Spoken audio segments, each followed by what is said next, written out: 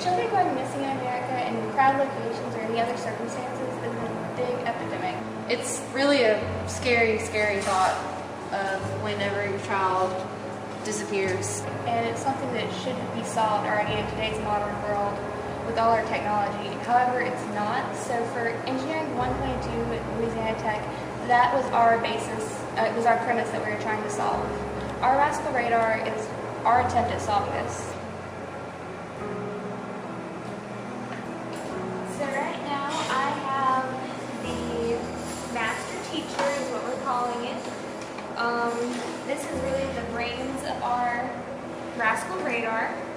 It is comprised of an xbee sensor and 2 shift registers along with 15 LEDs, each of which each row corresponds to a different kid, and each LED color corresponds to a different range, all of which are interfaced with one microcontroller arduino. So it also displays to this LCD screen that we have up front. It has the child identification number, the RSSI value, and the approximated distance. And I'm holding a child module. It has an xbee that communicates with the teacher's module, and it runs off of batteries, just like the teacher does. They communicate wirelessly, and they have their own identification. So a basic overview of how all this stuff works is basically each of these xbee sensors, they establish our wireless communication network. Communication network.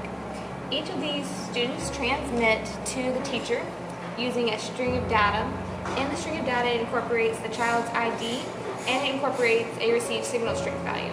The teacher receives that, identifies the kid, and takes that RSSI reading. It passes it through a low-pass filter basically to stabilize that RSSI value we're getting. It's far too jumpy to use on its own.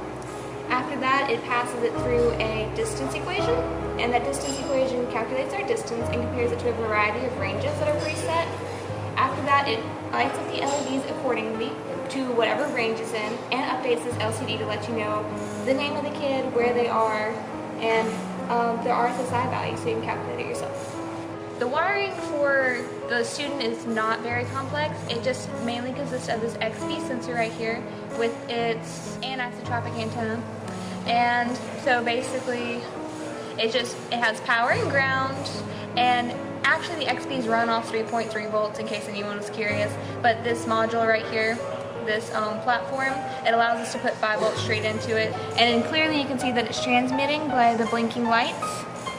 That red one means power, and the blinking lights means it's transmitting.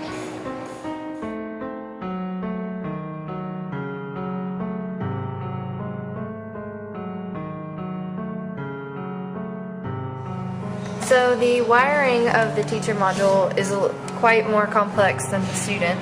We have the LCD hooked up and a digital pin running to the Arduino over here. We also have 2 shift registers that run in parallel, and they're controlled separately. They control the LEDs, and when the LEDs shift out and light up, we have capacitors in the shift registers and the LCD to get the right amount of power to each.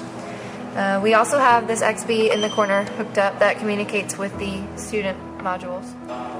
The types of engineering used in this are cyber engineering and electrical engineering.